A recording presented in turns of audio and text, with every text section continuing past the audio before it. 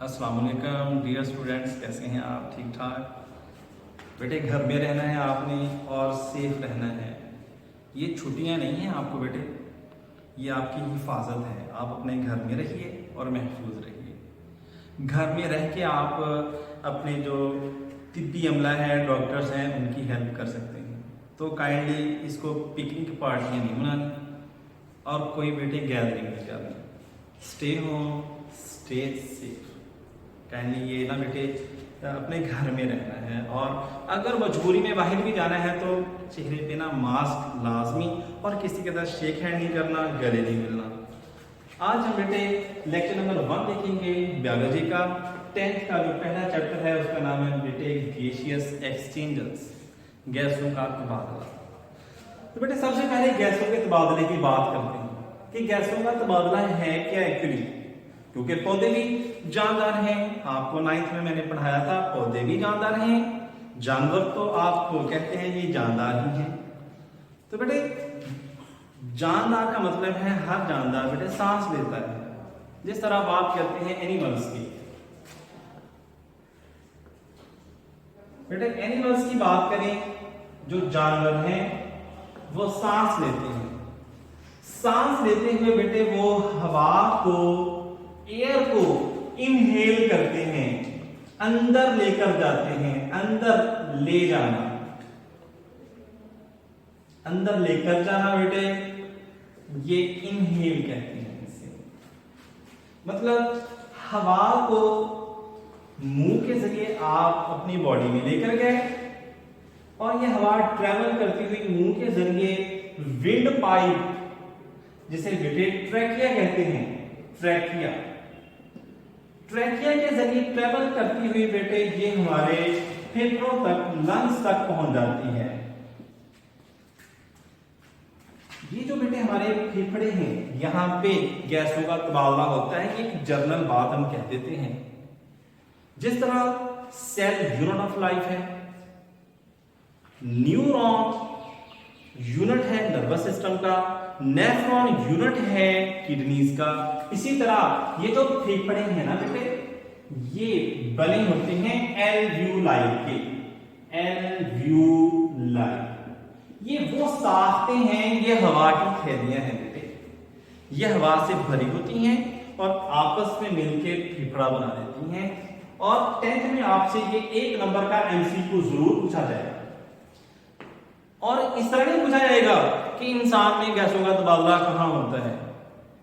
ये 4-5 साल पहले मैं जब पढ़ाना शुरू किया तो एग्जाम में बेटे क्वेश्चन पूछा गया कि गाय में गैसों का तबादला कहां होता है। आपको पता है गाय में भी बेटे फेफड़े होते हैं, लंग्स होते हैं, यही साख्तें होती हैं। तो ऑप्शन में बेटे वहां एल्वियोलाई भी था और इसके साथ साथ ब्रोंकाई भी था। तो बच्चे कंफ्यूज हो गए। 3 ऑप्शन देने के बाद आगे था नन ऑफ दीज, इनमें से कोई नहीं। तो वो जो ब्रिलियंट साइनिंग बच्चे हैं, तब मैंने पढ़ाना शुरू किया था। तजुर्बे के साथ साथ बेटे हर इंसान सीखता है। तो कुछ बच्चे ठीक पे भी लगा कर आए, लेकिन ज्यादातर वो नन ऑफ दीज पे लगाए। जब मुझसे आके उन्होंने डिस्कस किया तो मैंने कहा कि ये सारे का सारा सिस्टम बेटे एनिमल्स में भी है। तो आप ये मैं साथ साथ जब आपको पढ़ाऊंगा लिखता जाऊंगा कि हमारे पास एमसीक्यू के तौर पे कौन सा क्वेश्चन है और लॉन्ग में कौन सा है, शॉर्ट में कौन सा है। तो बात हो रही है गैसियस एक्सचेंजेस की, गैसों के तबादले की।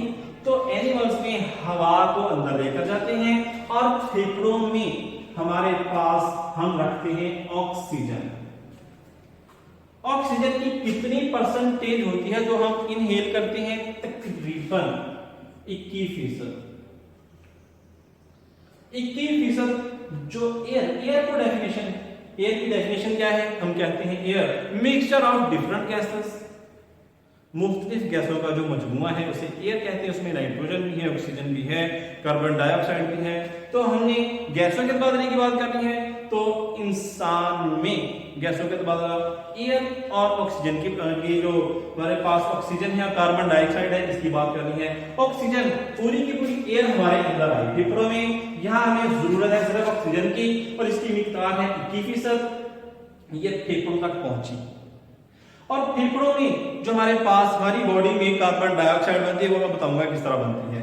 कार्बन डाइऑक्साइड पैदा होती है, वो खून में शामिल कर दी जाती है, डिफ्यूज कर दी जाती है। वहां से ये पूरी की पूरी एयर जब सांस बाहर निकाला जाता है, एक्सहेल किया जाता है, तो पूरी की पूरी हवा कार्बन डाइऑक्साइड को भी बाहर ले जाती है और तब ऑक्सीजन की मिकदार होती है 16% जो बाहर निकालते हैं।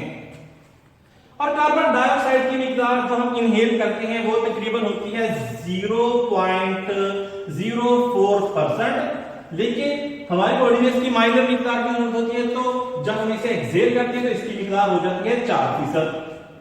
तो बच्चे पूछते हैं सर जी ये कैसे हो गया, 0.04% हम बॉडी में लेकर के एक्सहेल करते हुए 4% हो जाती है। तो ये मैं आपको बेटे अभी डिस्कस करता हूं।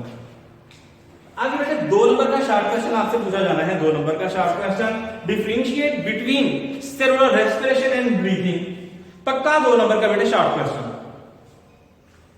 आपकी एक्सरसाइज में भी दिया हुआ है और मोस्टली ये शॉर्ट क्वेश्चन पेपर में, क्योंकि जो बेटे बायोलॉजी का जो सब्जेक्ट है वो बेटे उसकी तैयारी कभी भी सिलेक्टिव नहीं होती, याद रखिए। हमारे पास केमिस्ट्री है, हमारे पास फिजिक्स है, हमारे पास मैथ है, इनकी जो स्टडी है, जो नॉर्मल बच्चा है वो एक्सरसाइज के शॉर्ट करके पास हो जाता है। इसकी एक्सरसाइज में बायोलॉजी में 1 या 2 शॉर्ट क्वेश्चन होते हैं, उनसे बेटे बात नहीं बनती। हम डिफरेंट बुक्स से आपको स्टडी करवाते हैं, इसके शॉर्ट क्वेश्चन 60 शॉर्ट क्वेश्चन करते हैं, फिर जाके पेपर में कोई 1-2 पूछे जाते हैं। तो ये मोस्ट इंपॉर्टेंट शॉर्ट क्वेश्चन है। ब्रीथिंग और सेलुलर रेस्पिरेशन में फर्क बताइए। तो बात करते हैं बेटे सेलुलर रेस्पिरेशन। लफ्ज है सेलुलर, सेलुलर लफ्ज निकला है बेटे सेल से। ये हमारे पास सेल है, सेल के अंदर बेटे रेस्पिरेशन की बात करनी है। रेस्पिरेशन से मुराद है ग्लूकोज का टूटना। तो हमारे सेल के अंदर C6H12O6 ये हमारे पास फार्मूला है ग्लूकोज का। ये ग्लूकोज का टूटना कार्बन डाइऑक्साइड में और वाटर में, इसे सेलुलर रेस्पिरेशन कहते हैं।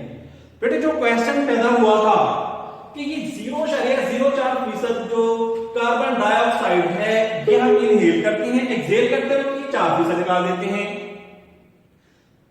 ये इसका आंसर बेटे देखिए, हमारे सेल के अंदर रेस्पिरेशन का बंद हुआ, ग्लूकोज टूटा, कार्बन डाइऑक्साइड खारिज।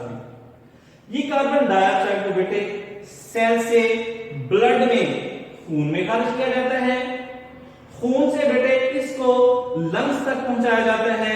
फिर लंग्स से जो एयर हमने इनहेल की हुई है वो सारी की सारी एयर दोबारा बॉडी से बाहर निकालते हुए ये कार्बन डाइऑक्साइड भी इजीली बाहर निकल जाती है।